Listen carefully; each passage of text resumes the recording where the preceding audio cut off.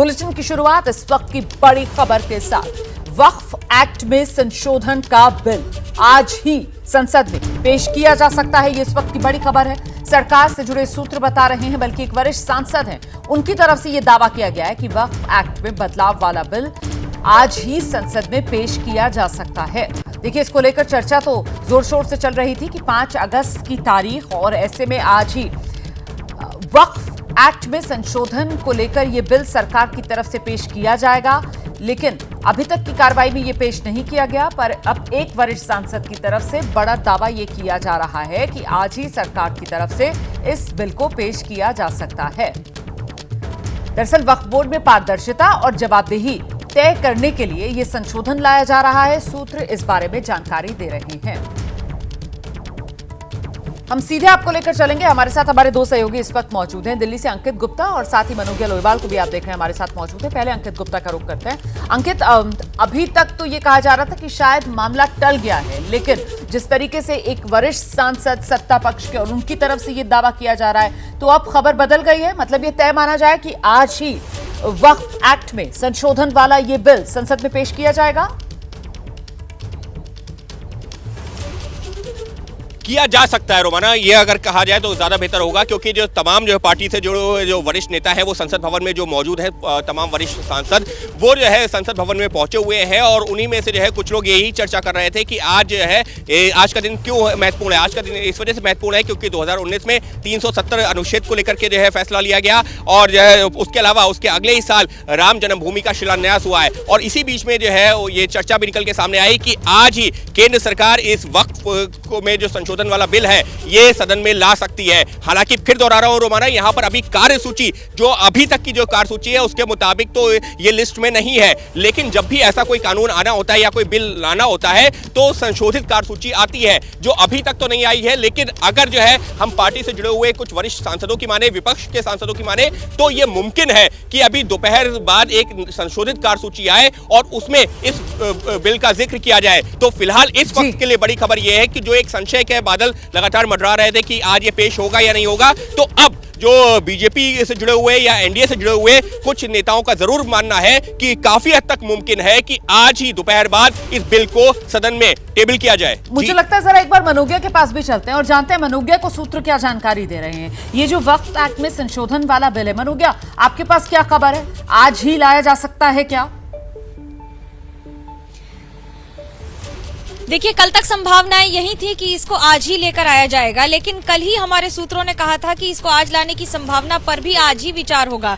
ऐसे में क्योंकि दिन अभी दोपहर है, जितना तापमान सूरज बढ़ा रहा है ठीक उतना ही तापमान इस समय संसद का बढ़ रहा है, और सब यही कयास लगा रहे हैं कि इसके आज के आने की संभावनाएं बढ़ती चली जा रही हैं। लेकिन जिस तरह से अंकित बता रहे थे उस बात में भी पूरी सच्चाई है कि जब तक सूची में लिस्ट नहीं हो जाता है तब तक उसको आगे बढ़ाना संभव नहीं होता है, क्योंकि एक कार्यशैली है, एक पद्धति है, एक प्रणाली है जिसके तहत ही संसद में काम होता है। अब दूसरी महत्वपूर्ण बात यह कि जिस तरह से इसकी बातचीत पहले से इतनी ज्यादा हो गई है, धारा 370 जब हटाई गई थी जम्मू कश्मीर में, तब उसकी इतनी बातचीत नहीं हुई थी, सीधा संसद में उसे पेश किया गया था।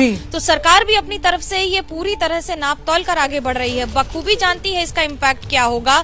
इसलिए आज के दिन के महत्व जो कि इस सरकार के लिए कई गुना ज्यादा है, उसके तहत आज के ही चांसेस सबसे ज्यादा रहे हैं अभी तक। बिल्कुल, रहिए आप मेरे साथ। अंकित गुप्ता भी हमारे साथ बने हुए हैं। इस बीच में एक और बड़ी खबर दर्शकों को बता देती हूँ कि इसी वक्फ एक्ट संशोधन को लेकर सियासत जो है वो बहुत ज्यादा गर्मा गई है। देखिए, अभी तक इसको लिस्ट तो नहीं किया गया है कार्यसूची में, हालांकि किया जा सकता है, इसकी गुंजाइश अभी बाकी है, जैसे कि हमारे सहयोगी बता रहे हैं। लेकिन इस बीच समाजवादी पार्टी के सांसद हैं, नाम जियाउर रहमान बर्क है, वो कह रहे हैं कि टीडीपी और जेडीयू को ऐसा बिल रोकना चाहिए, और अगर ऐसा नहीं किया तो आगे से मुसलमान उन्हें वोट नहीं देंगे। अगर बिल नहीं रोका गया तो फिर आने वाले समय में जेडीयू और टीडीपी जो इस समय एनडीए के सहयोगी हैं, वो कम से कम इन पार्टियों को वोट नहीं देंगे। सुनिए जरा। समाजवादी पार्टी के युवा लोकसभा सांसद जियाउर रहमान बर्क साहब हमारे साथ हैं। खबर ये मिल रही है कि ये वक्फ संशोधन विधेयक आज ही संसद में सरकार पेश कर सकती है। इसको लेकर के क्या आप लोगों की रणनीति रहेगी? देखिए, अभी जैसे कि सिर्फ ये खबर ही है, चर्चा है, कोई अभी पुष्टि नहीं हो पाई है इसकी कि इस टाइप का कोई ये अमेंडमेंट कोई बिल लेकर के आ रहे हैं। लेकिन मैं यही कहूँगा कि इस टाइप का अगर कोई कानून संशोधन लाना है तो हट धर्मी इनकी नहीं होनी चाहिए कि अगर पहले मुस्लिम समाज के जो दानिशवर लोग हैं उनसे मशवरा होना चाहिए कि जिस चीज़ की अगर ज़रूरत है उसको तो वही उसमें अमेंडमेंट होना चाहिए। ज़बरदस्ती अनावश्यक रूप पर राजनीतिकरण नहीं होना चाहिए कि सिर्फ इस मकसद से है कि हमारे समाज के लोगों को दबाने के लिए, उनसे उनके अधिकारों को छीनने के लिए इस टाइप का कोई होता है। तो हम यकीनन, मैं तो व्यक्तिगत तौर पर इस पर मुखालिफ हूँ ही, और मुझे उम्मीद है कि इस टाइप की कोई जो संवैधानिक रूप से ये लोग उसके साथ खिलवाड़ करने का बार बार प्रयास कर रहे हैं। हमारी पार्टी भी हमेशा और पूरा इंडिया गठबंधन संविधान को बचाने के लिए चुनाव लड़ाई, तो इस टाइप की चीज़ होंगी तो उस पर जरूर विरोध। इस टाइमिंग पे आप क्या कहेंगे? जो टाइमिंग है सरकार की, उस पर आप क्या कहेंगे? कुछ नहीं, सिर्फ इस समय ये लोगों को बांटना चाहते हैं और चुनाव है उसके नाम पर, धर्म के नाम पर बांटना चाहते हैं। लेकिन इन्हें सबक लेना चाहिए कि अभी फिलहाल जो लोकसभा का इलेक्शन हुआ है, लोगों ने इन्हें एक मैसेज देने की कोशिश की है कि अब आने वाले समय के अंदर इस टाइप की राजनीति नहीं चलेगी। अगर आप वाकई में ही लोगों का दिल जीतना चाहते हो तो देश को आगे बढ़ाने के लिए, सर्व समाज के लिए आपको काम करना होगा। सिर्फ सबका साथ सबका विकास के झूठा नारा देने से कोई साथ नहीं। बर्क साहब, चूंकि बीजेपी के पास खुद बहुमत नहीं है, टीडीपी और जेडीयू के भरोसे ये सरकार चल रही है, आप उन दोनों पार्टियों के लीडरशिप से क्या कहना चाहेंगे? यही कहना चाहूँगा कि उन लोगों को इस टाइप का कोई अनावश्यक रूप से बिल आए तो खुल करके विरोध करना चाहिए। अगर नहीं करेंगे तो आने वाले समय के अंदर जो उनके साथ मुस्लिम समाज का वोट है वो उनका पूरी तरह से बायकॉट करें। वहीं ये जो वक्फ एक्ट है, इस पे जो संशोधन की चर्चा है, इसको लेकर आप सुन ही रहे किस तरीके से सियासत गरमाई हुई है। अब मुस्लिम पर्सनल लॉ बोर्ड ने भी कड़ी आपत्ति जता दी है। मुस्लिम लॉ बोर्ड की तरफ से कहा जा रहा है कि एक्ट में कोई भी बदलाव हम कबूल नहीं करेंगे। वक्फ के अधिकार कम करना या सीमित करना ये कतई बर्दाश्त नहीं किया जाएगा। एक बार किसी प्रॉपर्टी को वक्फ डिक्लेयर कर दिया गया तो हमेशा वक्फ रहता है। को ये लोग चेंज करना चाहते हैं, यानी जो पहले से वक्फ हो चुकी हैं प्रॉपर्टीज, अब दोबारा उनको स्टैब्लिश करना पड़ेगा कि ये वक्फ है। ये इम्पॉसिबिलिटी है। मोदी हुकूमत वक्फ बोर्ड की ऑटोनॉमी को छीनना चाहती है। बीजेपी शुरू से वक्फ बोर्ड्स और वक्फ की प्रॉपर्टीज के खिलाफ रही है और इनका एक हिंदुत्व का एजेंडा है, आरएसएस का एजेंडा है कि वो शुरू से वक्फ प्रॉपर्टीज को और वक्फ बोर्ड को खत्म करने की कोशिशें करती रही हैं। दरअसल आप असदुद्दीन ओवैसी को सुन रहे थे, जो ये कह रहे हैं कि वक्फ एक्ट में संशोधन का बिल आने की खबरों पर एआईएमआईएम चीफ असदुद्दीन ओवैसी, जिनकी ये प्रतिक्रिया जिसमें वो भड़के हुए नजर आ रहे हैं। और ओवैसी साहब की तरफ से कहा जा रहा है कि संशोधन का जो मकसद है वो सिर्फ और सिर्फ धार्मिक स्वतंत्रता छीनना है। बीजेपी और आरएसएस का ये एजेंडा है कि वक्फ बोर्ड को खत्म कर दिया जाए। ये असदुद्दीन ओवैसी की राय है। वहीं दूसरी तरफ अगर बात की जाए तो all India Muslim personal law board जो है उसकी तरफ से कहा जा रहा है कि वो कतई कुछ बर्दाश्त नहीं करेगी कोई भी बदलाव होगा। और इस बीच एक और बड़ी खबर, वक्फ एक्ट में संशोधन को लेकर सरकार के सूत्रों की तरफ से बड़ा दावा, आज संसद में पेश नहीं होगा बिल। ये इस वक्त की बड़ी खबर सामने आ रही है। देखिए, अभी तक जो कहा जा रहा था कि बहुत हद तक उम्मीद है कि आज ही पेश हो जाएगा, कुछ वरिष्ठ सांसद इसको लेकर दबी जबान में जानकारी दे रहे थे। हालांकि कार्यसूची में इसको लिस्ट नहीं किया गया था और अब ये तस्वीर साफ हो गई है, आज संसद में पेश नहीं होगा वक्फ एक्ट संशोधन बिल। सरकार के सूत्रों की तरफ से बड़ा दावा कर दिया गया है। सीधे आपको लेकर चलते हैं, हमारे साथ हमारे सहयोगी आशीष कुमार सिंह इस वक्त मौजूद हैं, उन्हीं से जानते हैं। आशीष, मतलब कम से कम 5 अगस्त 2024 और वक्फ एक्ट संशोधन बिल आज नहीं आने वाला है। जी हाँ, बिल्कुल। ये सरकार के टॉप सोर्सेज ने एबीपी न्यूज़ को कंफर्म किया है कि आज ये वक्फ संशोधन वाला बिल जो है वो संसद में नहीं रखा जाएगा। और साथ में मैं ये देख रहा था कि हमारे कॉलीग नीरज पांडे ये अपडेट कर रहे हैं कि सरकार की मंशा भी है कि सभी स्टेक होल्डर्स से बात कर लें, उसके बाद इस बिल को इंट्रोड्यूस किया जाए। इसी सत्र में आता है कि नहीं आता, इस पर अभी क्लैरिटी नहीं है, लेकिन कम से कम ये बिल्कुल तय है, ये हमें टॉप सोर्सेज ने बताया है कि ये बिल आज संसद में पेश नहीं किया जाए। तो ये स्टेक होल्डर्स से बात कर ली जाए। स्टेक होल्डर्स भी कौन कौन शामिल होंगे जिनसे बात की जाएगी, या फिर पहले सहयोगियों को मना लिया जाए, इस तरीके की कोई सुगबुगाहट? क्योंकि हम इस बार देख रहे हैं विपक्ष की तरफ से जहां पर भी सरकार के कदम रोकने हैं वहां कहीं ना कहीं सामने वो सहयोगी जो सरकार के हैं, जेडीयू और टीडीपी, उन्हें लाकर खड़ा कर देती है। बिल्कुल ठीक कह रही है, कोalition सरकार है। अब पहले जैसी कोई खुद की सरकार नहीं है बीजेपी की, जो मन किया वो इंट्रोड्यूस कर दिया। मुझे लगता है आप बिल्कुल ठीक रीड कर रही हैं कि इसमें एलाइज को भरोसे में लेना पड़ेगा। साथ में स्टेक होल्डर्स में जो ऑर्गेनाइजेशंस हैं जो अपनी वॉइस रेस कर रहे हैं, जो सरकार के सामने अपना मत रखना चाहते हैं, मुझे लगता है उनसे कंसल्ट करने के बाद, हालांकि नीरज ये भी बता रहे हैं कि सोर्सेज ये इंडिकेट कर रहे हैं कि संभव है कि राज्यसभा में इस बिल को इस हफ्ते पेश कर दिया जाए, लेकिन मुझे टॉप सोर्सेज ने ये कंफर्म किया। मैं फिर से रिपीट कर दूं कि जिसको लेकर लगातार चर्चा चल रही है, आज लोकसभा में, आज पार्लियामेंट में इस बिल को पेश नहीं किया जाएगा। इस बिल को लेकर लेकिन सियासत जिस तरीके से गरमाई है आशीष, उसको लेकर भी जरा दर्शकों को बताइए, क्योंकि मुस्लिम समाज और खासतौर से all India Muslim personal law board से लेकर जो मुस्लिम राजनीति के खुद को झंडाबरदार मानते हैं असदुद्दीन ओवैसी जैसे मुस्लिम नेता, वो सब तो सिरे से इसके विरोध में उतर आए।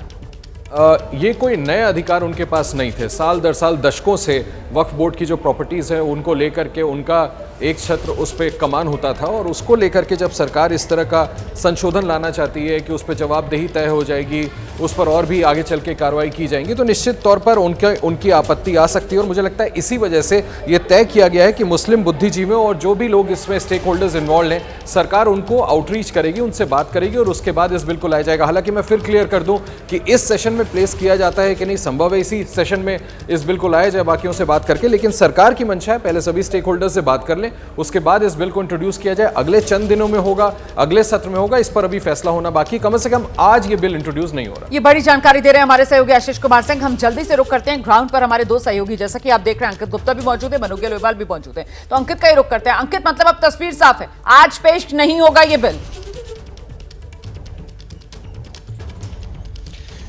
देखिए रोमाना, यहाँ पर जो महत्वपूर्ण क्या है, महत्वपूर्ण ये है कि जो आशीष बात कर रहे हैं ना, सरकार के सूत्रों के हवाले से बात कर रहे हैं, और सरकार के सूत्र इस वजह से महत्वपूर्ण है क्योंकि यहाँ पर जो सहयोगी दल है, क्योंकि अब जो ये बीजेपी की सरकार नहीं है, ये एनडीए की सरकार है, और एनडीए की सरकार में जेडीयू और टीडीपी का भी उतना महत्वपूर्ण रोल है। और सूत्र इस बात को इशारा कर रहे हैं कि जेडीयू हो या टीडीपी हो, ये दोनों ही पार्टी इस जो है बहुत ज्यादा पक्ष में नहीं थे, उनके कुछ संशय थे। तो मुमकिन है कि जो सहयोगी दलों की जो बातें हैं उसको सुनने के बाद में यह तय किया गया हो कि पहले उनको कन्विंस कर लिया जाए, क्योंकि यहां पर एनडीए की सरकार की बात होती है जिसमें जेडीयू टीडीपी जो एक अहम भूमिका निभाते हैं, उसके अलावा कई छोटे और दल हैं। तो मुमकिन है कि अब सरकार की कोशिश ये होगी पहले अपने घर में ही, यानी कि एनडीए के कुनबे में ही एक आपसी सामंजस्य बना लिया जाए, सहमति बना ली जाए, उसके बाद इस बिल को पेश किया जाए। लेकिन मैं फिर दोहरा रहा हूं कि यहां पर जो पार्टी से जुड़े हुए कई और जो वरिष्ठ सांसद हैं, वो यही उम्मीद जता रहे थे या उनको इसी बात की जानकारी दी गई थी कि आज पेश किया जा सकता है। लेकिन वो पुरानी बात हो गई है ना, जैसा कि अभी अपडेटेड न्यूज ये आ रही है कि आज तो नहीं आएगा किसी भी हाल में। मैं मनोगिया का रुख करती हूं जल्दी से।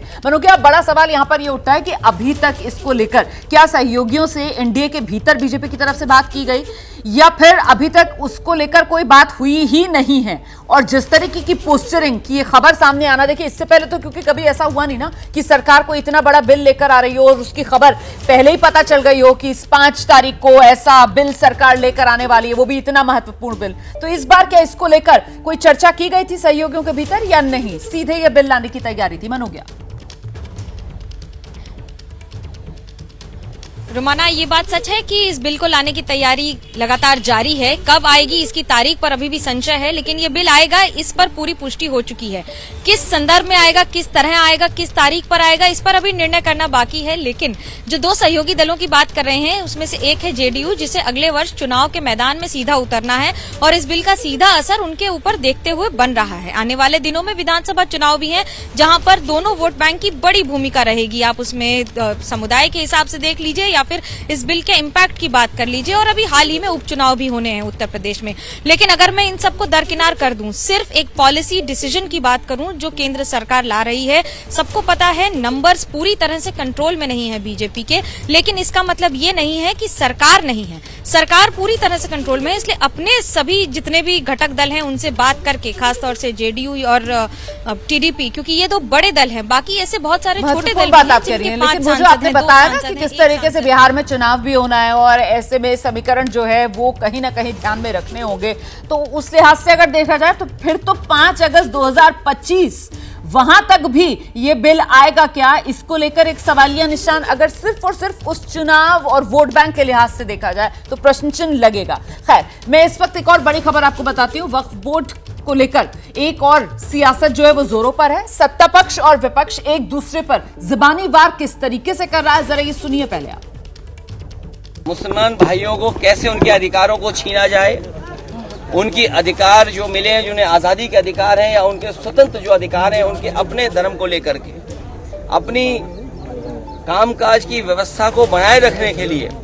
और केवल वक्फ बोर्ड नहीं, हमारे मुख्यमंत्री देखिए कितने समझदार हैं सरकार के, उन्हें उर्दू में ये पता लगा कि नुज़ूल उर्दू शब्द है, उन्हें समझाते रहे अधिकारी कि नजूल का मतलब कुछ और है, लेकिन उन्होंने कहा नहीं, नजूल मतलब मुसलमानों की जमीन है ये।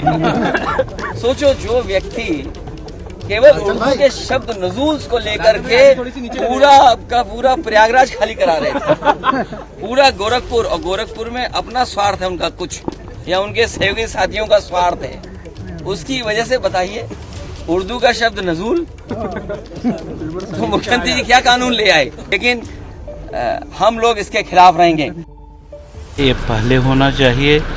वक्फ बोर्ड के नाम पर कुछ जो लोग हैं वो गलत काम कर रहे हैं, जिस ज़मीन से कोई मतलब नहीं उस ज़मीन को भी वक्फ बोर्ड की ज़मीन बात कर लेते हैं। और नियम ऐसा है कि एक बार वो कह देते हैं कि हाँ ये ज़मीन वक्फ बोर्ड की है, तो उसकी कोई सीमाएं नहीं है, मान्यता है कि वो मान लेना पड़ेगा। इसलिए आज समय के तगादा है कि माइनॉरिटी के जो गरीब तबके के लोग हैं उनके हित में भी अच्छा है कि वक्फ बोर्ड के कानून में परिवर्तन होना चाहिए। तो ये पक्ष विपक्ष को आप सुन रहे थे। वहीं वक्फ बोर्ड को लेकर जो सियासत जोरों पर है उसमें मुस्लिम धर्मगुरुओं के बयान भी अब सामने आ रहे हैं। कुछ वक्फ एक्ट में संशोधन की तैयारी की बात से भड़के हुए हैं, तो कुछ इस कदम का स्वागत भी कर रहे हैं। मुसलमान खामोश है, मुसलमान आवाज नहीं उठा रहा है। हमारी सैकड़ों हजारों प्रॉपर्टियां केंद्र सरकार के पास, दिल्ली सरकार के पास, स्टेट सरकारों के पास, केंद्र एजेंसियों के पास हजारों प्रॉपर्टी, और वो ऐसी प्रॉपर्टी हैं प्राइम लोकेशन पे, अगर उनका सिर्फ किराया ही मुसलमानों को मिल जाए, वक्फ बोर्ड को मिल जाए, तो वो कई हजार करोड़ होता है साल में। इनको डर ये है कि जिस दिन मुसलमान जाग गया और मुसलमान ने अपनी प्रॉपर्टी सरकारों से वापस लेना शुरू कर दी तो सरकारों का क्या होगा, इसलिए ये इस तरह की बातें करते हैं। जितने भी वक्फ बोर्ड हैं, चाहे वो सुन्नी हो या शिया हो, इनमें जो करप्शन है, भूमाफियाओं से साठगांठ है, चेयरमैन, मेंबरान और अधिकारी लोग मिलकर के वक्फ की संपत्तियों को बर्बाद कर रहे हैं। सेंट्रल हुकूमत ऐसा वक्फ बोर्ड का कानून लेकर के आए जिससे इन तमाम खामियों को, करप्शन को। तो आप ये अलग अलग मौलानाओं को सुन रहे थे। वैसे वक्फ एक्ट में संशोधन बिल को लेकर कांग्रेस के सांसद हैं शशि थरूर, उनका भी बयान सामने आया है और वो सिर्फ और सिर्फ सरकार पर इसको लेकर निशाना साध रहे हैं। सुनिए। कांग्रेस पार्टी के लोकसभा सांसद शशि थरूर जी से बात करते हैं। सर, चर्चा है कि सरकार संसद सत्र के दौरान वक्फ बोर्ड को लेकर के संशोधन विधेयक लाने जा रही है। कांग्रेस की क्या रणनीति होगी, कांग्रेस को क्या कहना है? अब तक तो कुछ नहीं हुआ, मतलब हम तो लिस्ट ऑफ बिजनेस देखे हैं, कोई सप्लीमेंट्री लिस्ट ऑफ बिजनेस नहीं आई है। लेकिन अगर ये लोग ऐसे बिल लेके आए तो पहला प्रश्न ये है कि क्या ये असंवैधानिक है, क्योंकि अगर संविधान के खिलाफ कुछ किया जाए पार्लियामेंट के भीतर तो नेचुरली इसके ऊपर चर्चा होनी चाहिए कि क्या हमारी लेजिस्लेटिव कॉम्पिटेंस के अंदर आते हैं इसको डिस्कस करने के लिए। वो तो पहली बात। उसके बाद जो भी विषय है, मेरे ख्याल में हमारे पार्टी और दूसरे विपक्ष की पार्टियों को उनकी राय स्पष्ट करेंगे इस विषय पे। हम नहीं चाहते कि हमारे देश के जो अभी सोशल हार्मनी जो है, जो सामाजिक समाधान जो है, उसको डिस्टर्ब किया जाए नए नए विषय। एक आखिरी सवाल सर, असम के मुख्यमंत्री हेमंत विश्व शर्मा ने तथाकथित लैंड जिहाद और लव जिहाद पर कानून बनाने की बात कही है। उन्होंने कहा है कि लव जिहाद, सो कॉल्ड लव जिहाद में उम्र कैद की सजा होगी, और सो कॉल्ड लैंड जिहाद में हिंदू मुस्लिम से, मुस्लिम हिंदू से जमीन खरीदे तो सरकार से अनुमति लेनी पड़ेगी। आप इस पे क्या रिएक्शन देंगे? बिल्कुल असंवैधानिक है। अब पहली बात यह कि धरती पे तो कोई मजा नहीं है, तो अगर मैं कोई धरती खरीद लिया किसी से भी, किसी का मजहब ना पूछना चाहिए और उनको मेरा मजहब पूछने का हक भी नहीं है। तो मुझे बहुत अजीब सा लग रहा है कि सरकार इस किस्म की बातचीत करेंगे, लेकिन अनफॉर्चुनेटली उनकी राजनीति ऐसी ही है कि लोगों को मजहब के बुनियाद में बांध के कि ये क्रोध फैलाना, नफरत फैलाना, इस किस्म की। आप कह रहे जमीन का कोई धर्म नहीं होता? बिल्कुल नहीं। जमीन तो हमारे हैं, भगवान के हैं। भगवान का ही कोई धर्म है क्या? भगवान तो सबके हैं। तो देखिए आप समझ लीजिए कि लैंड जिहाद, लव जिहाद जैसी बातें मेरे ख्याल में ये बिल्कुल हमारे देश को खराब करेंगे। डिवाइसिव पॉलिटिक्स, बुरी तरह की राजनीति कर रहे हैं, ऐसे नहीं होना चाहिए। और आइए अब आगे बढ़ते हैं, अगली खबर का रुख करते हैं। ये खबर जो है वो उत्तर प्रदेश से है, जहां मुख्यमंत्री योगी आदित्यनाथ की स्पेशल 30 वाली महत्वपूर्ण बैठक आज है। ये आज जो सीएम की स्पेशल 30 वाली बैठक है, इस बैठक में अब पहली बार ऐसा होगा कि दोनों डेप्यूटी सीएम ब्रजेश पाठक भी, केशव प्रसाद मौर्य भी शामिल होंगे। यूपी बीजेपी कोर कमेटी की बैठक से ठीक पहले आज शाम 6 बजे सीएम योगी के सरकारी आवास पर ये इस टीम 30 की बैठक होगी। यूपी बीजेपी कोर कमेटी की बैठक से ठीक पहले सीधे आपको लेकर चलते हैं। हमारे साथ हमारे सहयोगी संजय त्रिपाठी इस वक्त मौजूद हैं। संजय, स्पेशल 30 की बैठक और इसमें सीएम के साथ दोनों डेप्यूटी सीएम नजर आएंगे पहली बार। कुल मिलाकर बीजेपी ने उत्तर प्रदेश में जो घर में ही घमासान था उसको साध लिया है। सबसे पहला मैसेज यही,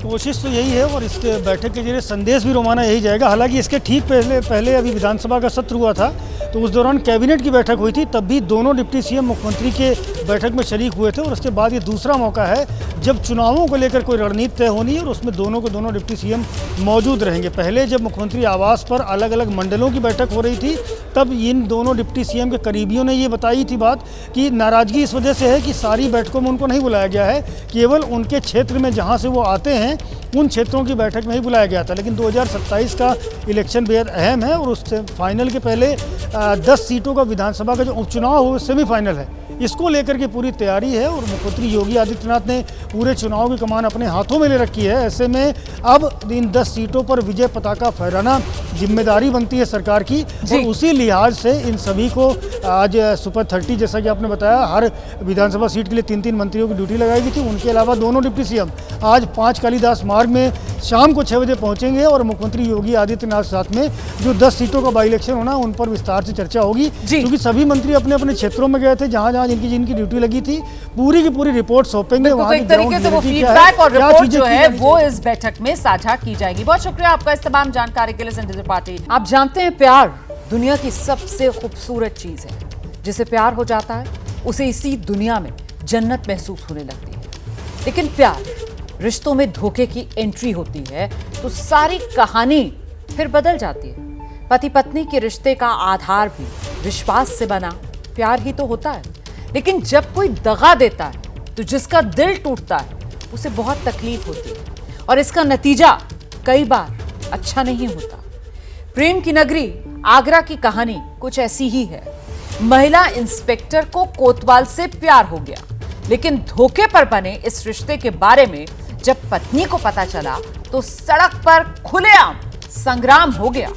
इसीलिए सवाल है, पत्नी को इसके बारे में जानकारी कैसे मिली और किसके जरिए वो सबसे सीक्रेट जगह पर अपने लोगों को लेकर पहुंच गई। इसी के बारे में आपको विस्तार से जानकारी देंगे इस रिपोर्ट में, लेकिन पहले मोहब्बत में संग्राम की जरा तस्वीरें देखिए आप।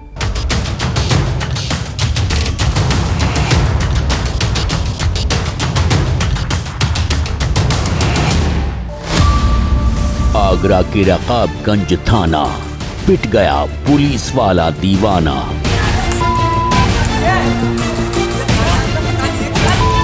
पिटाई का पहला सीन देखिए। 2 लोग पकड़े हुए हैं और एक के बाद एक थप्पड़ मार रहे हैं।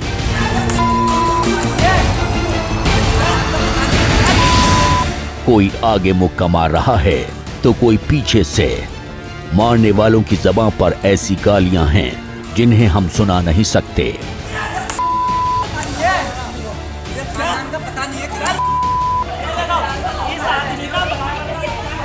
पिटाई के दूसरे सीन में कुछ किरदार और नजर आते हैं। हमला करने वालों की संख्या 6 हो जाती है। 1, 2, 3, 4, 5, 6 और मार खाने वाले 2 हैं, एक महिला और एक पुरुष।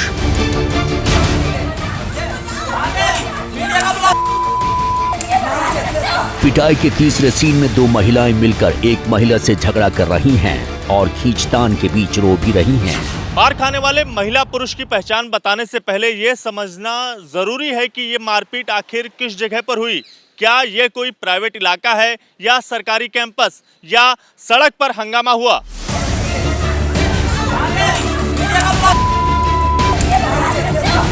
दरअसल आगरा के थाना रकाबगंज क्षेत्र के पुलिस आवास का मामला है, यानी ये वो जगह है जहां पर पुलिस वाले रहते हैं, पुलिस वालों का परिवार रहता है। मार खाने वाली इस महिला का नाम इंस्पेक्टर शैली राणा है, जिसकी तैनाती थाना रकाबगंज क्षेत्र में ही थी, और जिस पुरुष को घेर कर लोग पीट रहे हैं उसका नाम है इंस्पेक्टर पवन नागर, जो मुजफ्फरनगर से चलकर आगरा शैली राणा से मिलने पहुंचा था। इंस्पेक्टर शैली राणा इसी पुलिस आवास के क्वार्टर में रहती थी, बिल्कुल सुरक्षित जगह, जहां पर उनकी इजाजत के बिना किसी के पहुंचने की उम्मीद कम रहती। इंस्पेक्टर होने के नाते उनका रुतबा भी था, और इसी रुतबे की आड़ में वो इंस्पेक्टर पवन नागर से छुप छुप कर मिला करती थी। इंस्पेक्टर शैली नागर बेहद खूबसूरत हैं। इंस्टाग्राम पर इनके ऐसे कई वीडियोस हैं। मारपीट के बाद ये वीडियो सोशल मीडिया पर वायरल हो रहे हैं, लेकिन जब से मारपीट की तस्वीरें आई हैं, उनके इंस्टाग्राम पर उनकी ये शोहरत फीकी पड़ गई है। यानी रियल लाइफ और रियल जिंदगी की तस्वीर सबके सामने आ गई।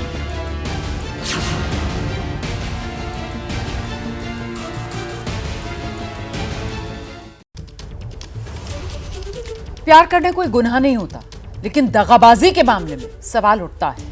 महिला इंस्पेक्टर शैली राणा की अपनी जिंदगी है, वो अपने रिश्ते बनाने के लिए आजाद है, लेकिन मुजफ्फरनगर में तैनात इंस्पेक्टर पवन नागर, वो तो शादीशुदा है, उनकी पत्नी है, 7 फेरे लेकर जीवन भर साथ निभाने की वो कस्में खा चुके हैं। लेकिन जब वादे टूटे तो विवाद होना तो लाजमी है। सवाल है, कोतवाल पवन नागर की पत्नी शैली राणा के आवास पर पहुंची कैसे, किसने राज बताया और किसकी मदद से इस दगाबाजी का भंडाफोड़ हुआ।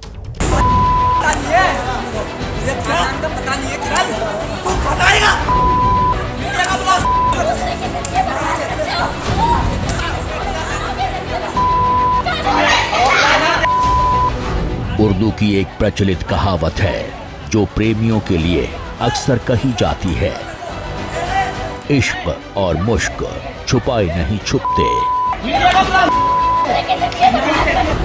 इंस्पेक्टर शैली राणा और इंस्पेक्टर पवन नागर का रिश्ता भी पत्नी की नजरों से छिप नहीं पाया।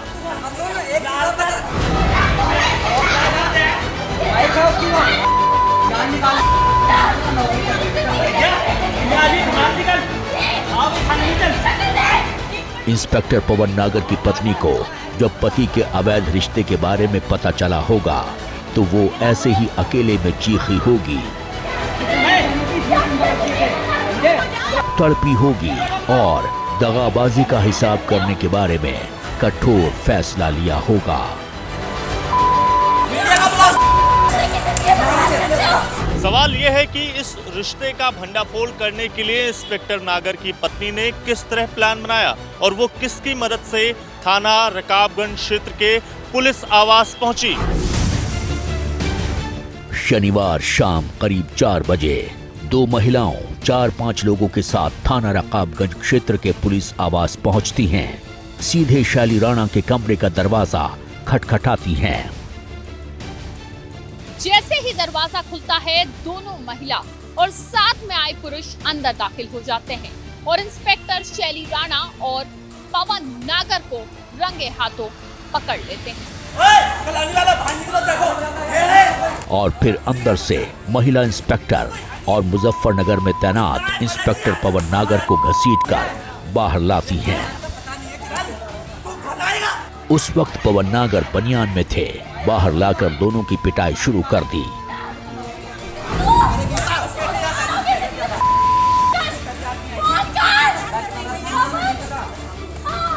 लात, मुक्के और थप्पड़ से सभी ने मिलकर पीटा।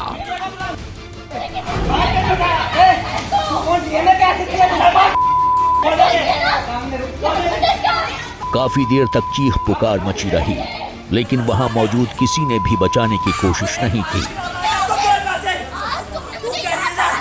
शुरुआत में लगा कि किसी अनजान ने हमला किया है, लेकिन सूचना मिलने के बाद मौके पर एसपी सदर सुकन्या शर्मा और डीसीपी सिटी सूरज राय पहुंचे तो मामले का भंडाफोड़ हुआ। पूछताछ में महिला ने पुलिस को बताया कि उसका नाम गीता नागर है। महिला इंस्पेक्टर के घर से उसने अपने पति पवन नागर को पकड़ा है। पवन नागर मुजफ्फरनगर में तैनात थे, लेकिन विजिलेंस में तबादला हो गया और 1 महीने से मेडिकल अवकाश पर हैं। पत्नी गीता नागर ने पुलिस को बताया कि इंस्पेक्टर पवन नागर घर से ये कहकर निकले थे कि वो अपना तबादला रुकवाने जा रहे हैं, लेकिन कई दिनों से घर पर किसी से संपर्क भी नहीं किया, जिसके बाद शक के बादल मंडराने लगे। पत्नी ने पुलिस को बताया कि पति पवन नागर के आगरा में होने का उन्हें शक था। उन्हें इस बात की जानकारी थी कि पति महिला इंस्पेक्टर के घर ही होगा, लेकिन शक पुख्ता करने के लिए गीता नागर ने एक प्लान बनाया। इंस्पेक्टर की पत्नी गीता नागर ने पहले महिला इंस्पेक्टर शैली राणा के स्टाफ से किसी को सेट किया और उन दोनों पर निगरानी रखने के लिए कहा। सब कुछ इंस्पेक्टर की पत्नी के प्लान के मुताबिक हो रहा था। इंस्पेक्टर पवन नागर महिला मित्र से मिलने पहुंचते उससे पहले ही गीता नागर अपने भाई ज्वाला नागर, भाभी सोनिया नागर, बेटे अधिराज नागर के साथ आगरा पहुंच गई। जैसे ही इंस्पेक्टर पवन नागर आगरा में शैली राणा के आवास पर पहुंचे, थाने के ही किसी स्टाफ ने गीता नागर को सूचित कर दिया। इसके बाद गीता नागर पूरी तैयारी के साथ दोनों को रंगे हाथ पकड़ने के लिए शैली राणा के आवास पहुंच गईं। आवास के बाहर पति की गाड़ी खड़ी मिली, इससे शक और पक्का हो गया और दरवाजा खुलने के बाद हकीकत सामने आ गई। उसके बाद क्या हुआ सब कुछ आपके सामने है। पत्नी गीता नागर ने अपने परिजनों के साथ मिलकर दोनों को घसीट कर पीटा, इतना मारा कि कपड़े फट गए। पुलिस आवास में मौजूद पुलिसकर्मियों की फैमिली बचाने तक नहीं आई। इंस्पेक्टर शैली राणा का पहले भी अपने जूनियर के साथ विवाद हो चुका है और यही वजह थी कि इस बवाल के दौरान पुलिसकर्मियों ने बीच बचाव नहीं किया, बल्कि वीडियो बनाते रहे।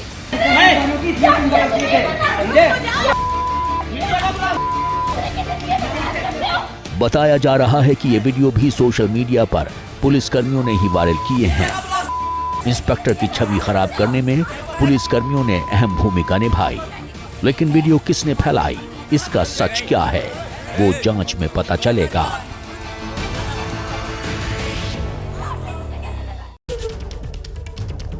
रिश्तों में दगाबाजी का खुलासा कैसे हुआ अभी तक आपने देखा, मारपीट, गाली गलौज, रोना धोना, आपने सब कुछ देखा, लेकिन सवाल है कि पत्नी को कैसे शक हुआ था कि उसका पति आगरा में ही होगा और शैली राणा के घर पर होगा।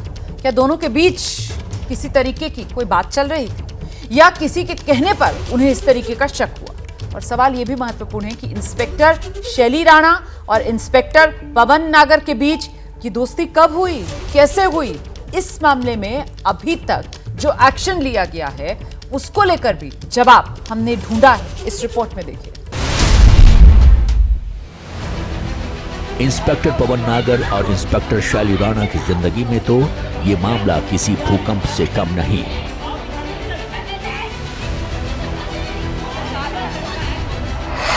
क्योंकि पवन नागर और शैली राणा शादीशुदा हैं, फिर भी दोनों के बीच अवैध संबंध था और इस अफेयर की शुरुआत नोएडा में हुई थी। कुछ समय पहले दोनों नोएडा में तैनात थे। इस दौरान महिला दारोगा शैली राणा और विजिलेंस इंस्पेक्टर पवन कुमार के बीच दोस्ती गहरी हो गई, लेकिन दोनों बहुत दिनों तक नोएडा में नहीं रुक पाए। कुछ दिनों बाद महिला दारोगा शैली राणा का तबादला आगरा जिले में हो गया, जबकि पवन नागर का मुजफ्फरनगर ट्रांसफर हो गया। आगरा में अफसरों ने शैली राणा पर भरोसा जताया और उन्हें रकाबगंज थाने का चार्ज दे दिया। तभी वो थाना रकाबगंज क्षेत्र के पुलिस आवास में रहती हैं।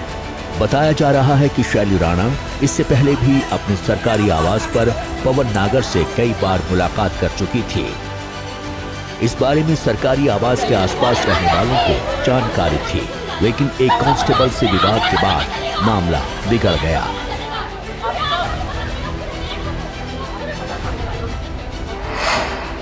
शुक्रवार को इंस्पेक्टर शैली राणा का रकाबगंज थाने में तैनात एक महिला कांस्टेबल से विवाद हो गया था। विवाद मारपीट तक पहुंच गया था। इसके बाद इंस्पेक्टर शैली राणा ने कांस्टेबल के खिलाफ कार्रवाई की रिपोर्ट दी थी। कांस्टेबल ने भी इंस्पेक्टर शैली राणा के खिलाफ शिकायत की थी। इसके बाद भी अफसरों ने किसी को थाने से नहीं हटाया। बताया जा रहा है कि उसी महिला कांस्टेबल ने शैली राणा के अवैध संबंधों का भांडाफोड़ किया। इंस्पेक्टर शैली राणा को नहीं पता था कि जिससे उसका विवाद हुआ था वही उसकी पोल खोल देगी। दरअसल गुस्से से जल रही कांस्टेबल महिला इंस्पेक्टर शैली राणा की कमजोरियों के बारे में जान गई थी। महिला कांस्टेबल ने प्रेमी यानी इंस्पेक्टर पवन नागर की पत्नी से संपर्क किया और फिर उसे आगरा बुला लिया। तय प्लान के मुताबिक पत्नी मौके पर पहुंच गई और अपने पति को प्रेमिका शैली राणा के साथ रंगे हाथों पकड़ लिया। इसके बाद उसने उसकी बुरी तरह पिटाई कर दी, जिसका वीडियो सोशल मीडिया पर वायरल हो रहा है। इस मामले में दोनों पक्षों के खिलाफ एक्शन लिया गया है। फिलहाल रील बनाने वाली इंस्पेक्टर सस्पेंड है और मोहब्बत में मार खाने वाले कोतवाल के खिलाफ भी कार्रवाई होने वाली है। जब ये आला अधिकारियों से इसकी जानकारी की गई तो आला अधिकारियों ने पल्ला झाड़ दिया है। जब उनसे बात की गई तो पता चला कि 8 पुलिसकर्मियों के खिलाफ भी कार्रवाई की गई है और जो महिला इंस्पेक्टर आगरा में तैनात हैं उनको सस्पेंड कर दिया गया है और पवन कुमार के परिजनों पर भी कार्रवाई की जा रही है।